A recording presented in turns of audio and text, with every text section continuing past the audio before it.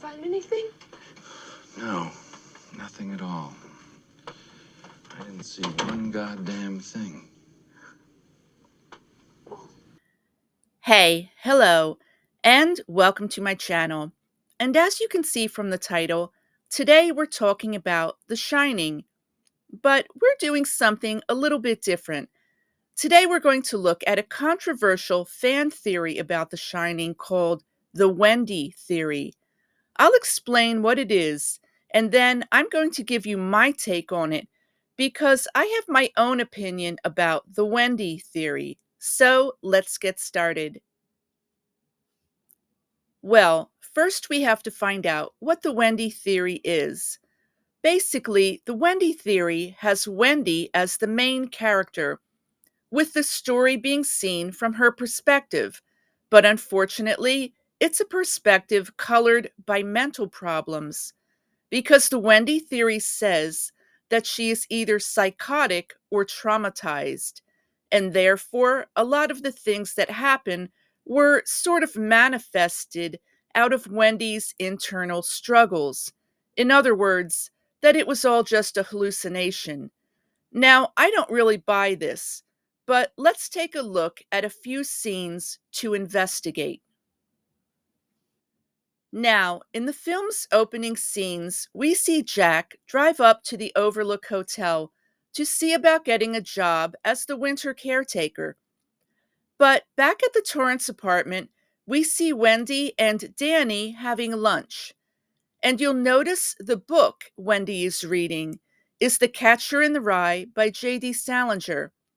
Now, some people will say this book choice backs up the Wendy theory, since it is about a guy who literally is narrating the story from inside of a mental hospital. And of course, the Wendy theory says that Wendy is also having mental problems and psychotic episodes too. But I disagree. I think The Catcher in the Rye was chosen more for its title, in a sympathetic way, because it describes a guardian, someone who wants to protect children, and I think Wendy obviously tries to protect Danny in the film. Now, when the Torrance family eventually get to the Overlook, we see Wendy and Jack get a tour of the hotel and the grounds, including the hedge maze. When Wendy meets the head chef of the Overlook, Mr. Halloran, he'll take her on a tour of the kitchen. And indeed, we later see Wendy preparing food in the kitchen, as well as wheeling Jack's breakfast tray up to the rooms. The impression we get here of Wendy is that she is very capable and personable. There isn't any indication to me of any of the serious problems suggested by the Wendy theory. Shortly after that, we get our strange scene of Wendy and Danny running into that maze and almost getting lost.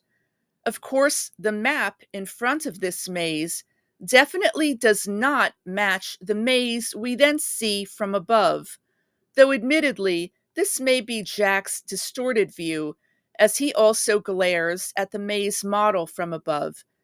And the music in this section is very eerie. But again, as we see Wendy holding Danny's hand, she is being protective and caring towards him.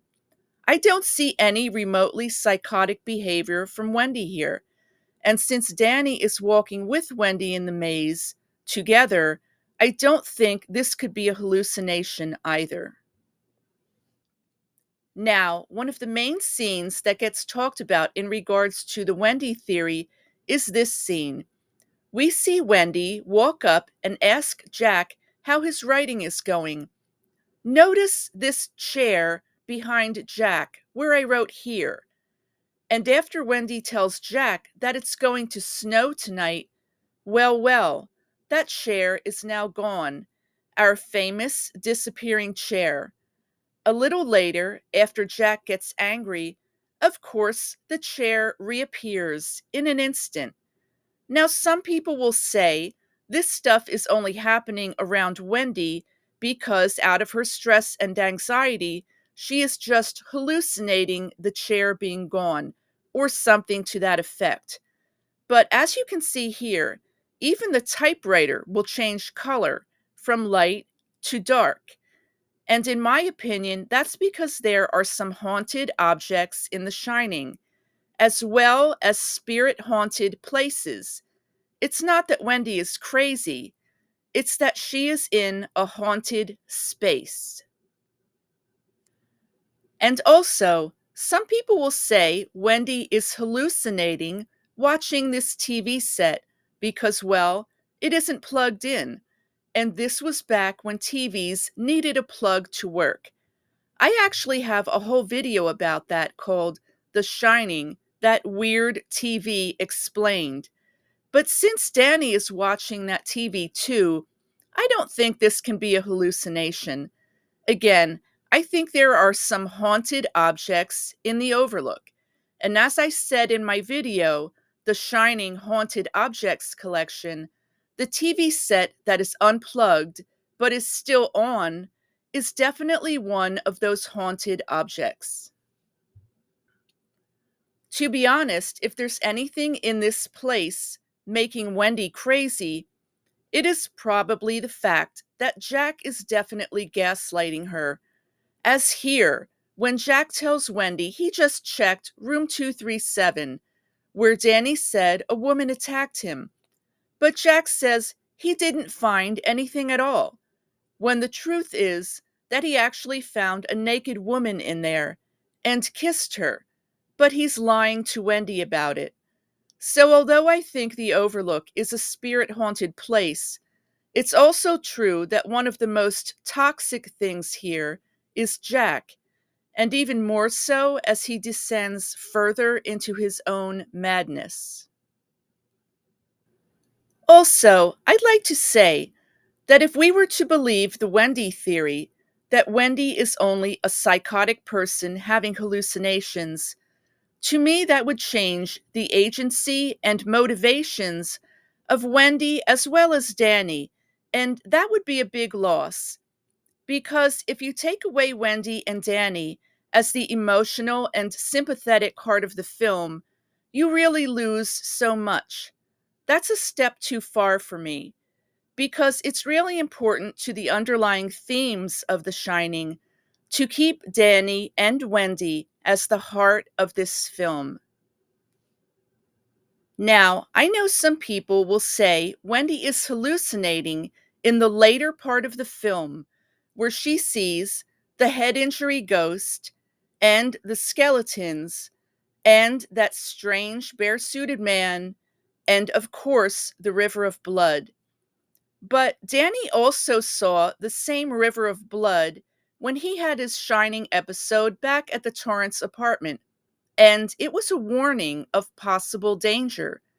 So maybe Wendy is also being warned here, perhaps by Danny. But as for some of the other strange things Wendy sees, I believe the Overlook Hotel is a profoundly haunted place that may hold some of these ghostly memories in some type of perpetual time loop.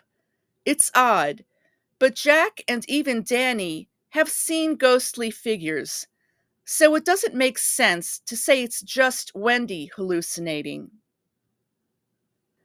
So, to sum up, we heard about this Wendy theory that says all of the strange goings on at the Overlook are just Wendy hallucinating. But I think this could be related to another odd fan theory. Have you heard of the Winnie the Pooh theory? It says that the different characters in Winnie the Pooh represent different mental disorders. For instance, Tigger is ADHD, Piglet has anxiety disorder, and Pooh has OCD. Of course, it says Christopher Robin is just hallucinating everything in the 100-Acre Wood. I feel the Wendy theory probably sprang up from the same place in the corners of fandom. But although I find the Winnie the Pooh theory somewhat plausible, I think the Wendy theory is very unfair to Wendy, and I don't agree with it. In The Shining, we see Wendy doing a lot of work around the Overlook. In fact, she acts more like the caretaker than Jack does. She is a kind, capable, and caring person. And to me, she and Danny are really the heart of this film. Well, that's my new video about the Wendy theory from The Shining. I hope you liked it. I'm working on something for next week, and I hope to have that up soon. Also, I want to really thank my awesome comment section. You guys always have something interesting to say, so thank you.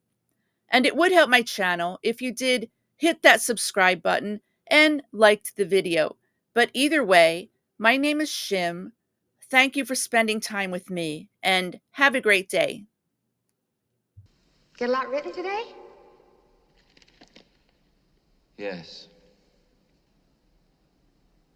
Hey, the weather forecast said it's gonna snow tonight.